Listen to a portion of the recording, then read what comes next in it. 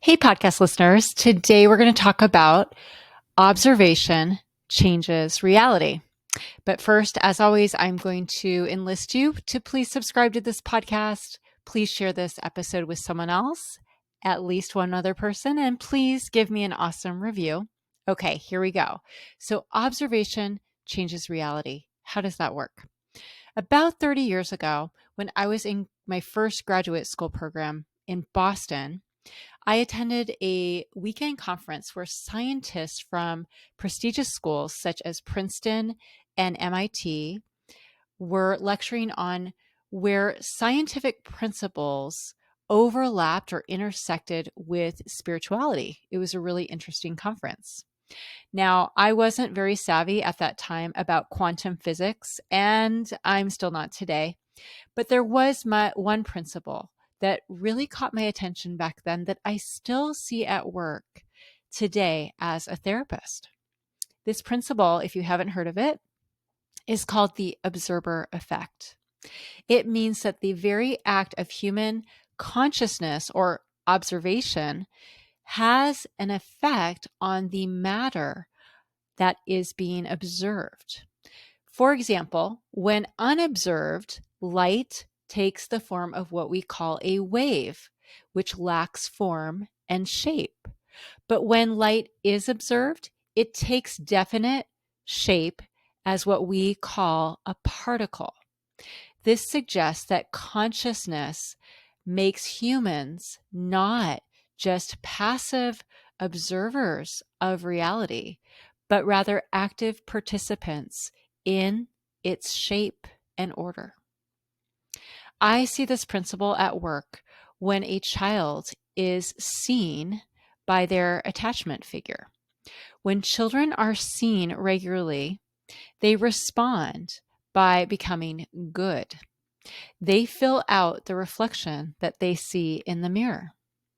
When the attachment figure sees their inherent value, the child realizes this potential, becoming sound.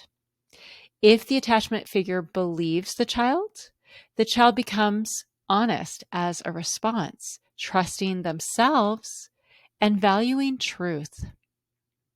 I also see this dynamic at work when a client starts to integrate. The people around them react differently to them, even when it is completely unconscious. When someone presents as confident, those around them naturally show more respect for them. Some people cannot handle this person's newfound confidence and they find it threatening. Everyone is affected as the more integrated person radiates an energy that subtly changes the environment, attracting some people while keeping others safely at bay.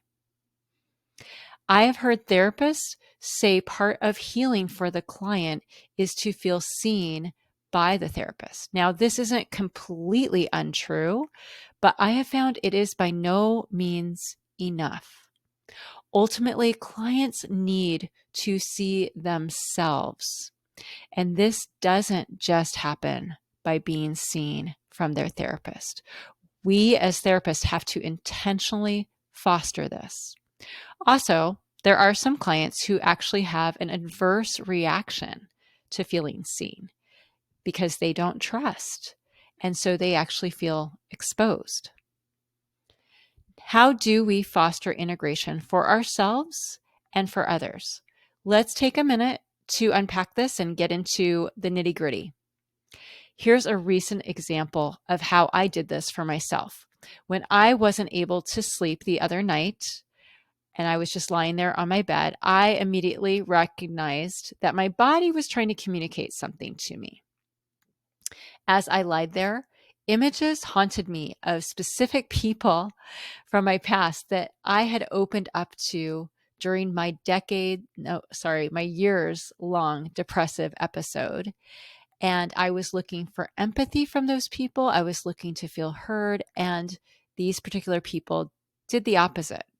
They actually left me feeling worse than I had before. And I realized that my body was trying to communicate her hurt and wanting an apology from me for allowing her to go through that. So what I did is I wrapped my arms around myself. I gave myself a hug and I said, younger Bronwyn, I am so sorry that I allowed us to be hurt like that. I am so sorry I was not more selective and protective of the people who we let in, that we let ourselves be vulnerable with. I promise I will never allow that to repeat. I will now protect you and guard you against such people who cannot hear us or empathize with us. Afterward, I immediately fell asleep. Here's a recent example of an integration exercise that I did with my husband. And this is emblematic of what I do with my clients. He told me that he feels shame when I tell him that he lacks empathy. I asked him where he feels this shame in his body, and he said that he felt it in his gut. I asked him to pay attention to that sensation that he feels in his gut. And as he focuses on that, to let his mind passively float back to the earliest time he felt that same sensation. He immediately came to a memory of when he was a young man and someone humiliated him. I had him imagine that he was looking at his younger self, looking him in the eyes, and said, younger Steve, I see how ashamed you feel, and I understand why, but I need you to see what I see now. I need you to see that the shame you feel is not a reflection of you failing. I need you to see that it is 100% a reflection of this person who humiliated you. Let's put all that shame in this big cardboard box and let's give it back to them. Immediately, my husband said that he stopped feeling the sensation of shame in his gut and he felt relieved. And now, when he considers what I say, that he lacks empathy, he doesn't feel ashamed. He simply feels motivated to cultivate more empathy. These two examples illustrate what happens when we heal the rift within ourselves. Learning to see ourselves as we truly are and our inherent goodness. And ultimately, no one can do this for us. Observation changes reality because unraveling lies creates freedom. The observer effect is deeper and more complex than what we call the law of attraction. It's more than like attracting like, because it's not simply attraction, but it's the invisible effect of loving ourselves and others. When we see ourselves, it changes us, which then changes the very atmosphere that we inhabit. When we see others, it changes them, which changes the dynamic between us and them, often for better, but sometimes for the worse. I went through a phase that I now regret that illustrates this point. There was a period when I was so committed to authenticity, I refused to show kindness to anyone who I thought was wicked. If I thought someone was a bad person, I would be cold to them. It never felt good to do this, but I didn't know how else to embody authenticity and be true to myself at that time.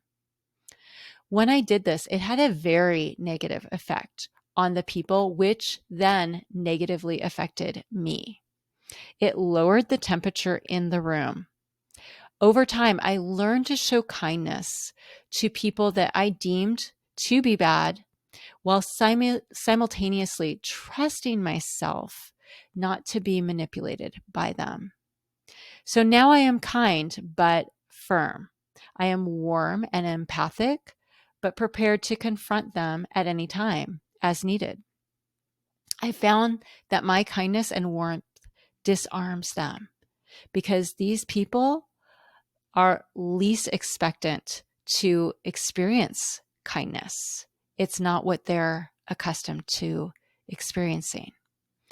I've learned that I am powerful to bring out the best in people during our brief interaction, and it works. I also recall times when I myself have been an asshole and someone responded to me with kindness, and it humbled me and inspired me to be better. Abraham Lincoln is attributed to have once said that the best way to defeat an enemy is to make him a friend. I would subtly alter this to say that the best way to defeat an enemy is to show him kindness, even if he is never a candidate for friendship. The bottom line is humans are powerful, and we create the atmosphere around ourselves, whether we realize it or not. When we see and trust ourselves, it changes us and creates a confidence that is attractive to most people. When we see others, it changes them, often for the better. Observation changes reality, creating order and beauty. So let's open our eyes. There is so much to see. Thank you for listening today.